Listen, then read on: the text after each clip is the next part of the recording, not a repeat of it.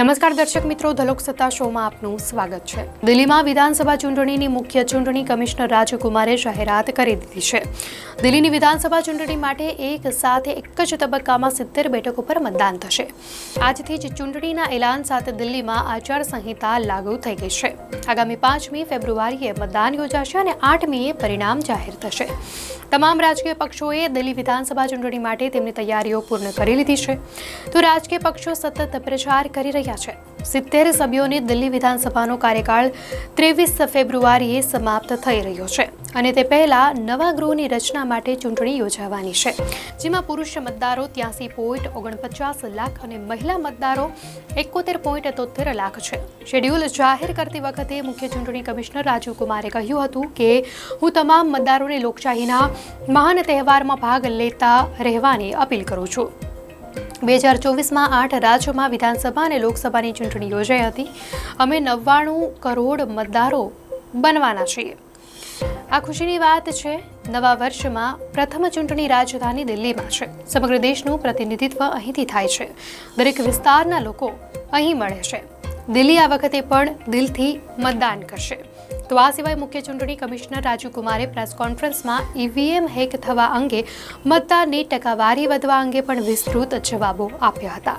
તેમણે આંકડાઓ અને ઉદાહરણો સાથે સમજાવ્યું હતું કે ચૂંટણી પ્રક્રિયામાં ઇલેક્ટ્રોનિક વોટિંગ મશીન સાથે છેડછાડ શક્ય નથી અને સુપ્રીમ કોર્ટનો હવાલો આપીને ટાંક્યું હતું કે ઈવીએમ સંપૂર્ણપણે સુરક્ષિત છે।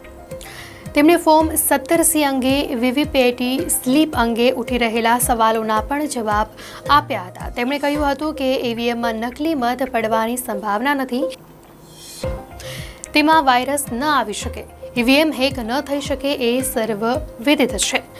મતદાનની ટકાવારી અંગે પણ ઉઠી રહેલા સવાલોનો જવાબ આપતા તેમણે કહ્યું હતું કે 6 વાગ્યે ક્યારે અંતિમ મતદાનની ટકાવારી જાહેર થઈ ન શકે। મતદાનની ટકાવારી સાથે કોઈ છેડછાડ થઈ શકે તેવી સંભાવના નથી। ભારતની ચૂંટણી પ્રક્રિયા એ આપણા સૌનો વારસો છે, સમગ્ર વિશ્વમાં ઉત્તમ સ્ટાન્ડર્ડ છે। છેલ્લી વિધાનસભા ચૂંટણીની વાત કરીએ તો વર્ષ 2020માં પણ દિલ્હીમાં ફેબ્રુઆરી મહિનામાં વિધાનસભાની ચૂંટણી યોજાઈ હતી। આ વિધાનસભા ચૂંટણીમાં આમ આદમી પાર્ટીની જીત થઈ હતી। સતત 15 વર્ષ સુધી દિલ્હીમાં શાસન કરનાર કોંગ્રેસને છેલ્લી 2 વિધાનસભા ચૂંટણીમાં કારમી હારનો સામનો કરવો પડ્યો છે અને તે એક પણ બેઠક જીતવામાં નિષ્ફળ રહી છે।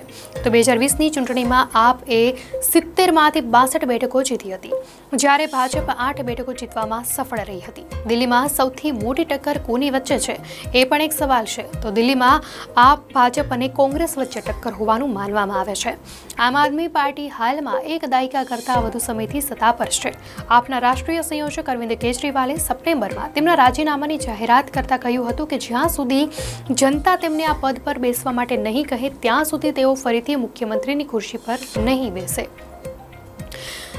આપે આતિશીને દિલ્હીના નવા મુખ્યમંત્રી તરીકે ચૂંટ્યા હતા, પરંતુ આ ચૂંટણીમાં પાર્ટીએ હજુ સુધી એ સ્પષ્ટ કર્યું નથી કે જો તેઓ ચૂંટણી જીતશે તો આગામી મુખ્યમંત્રી કોણ હશે।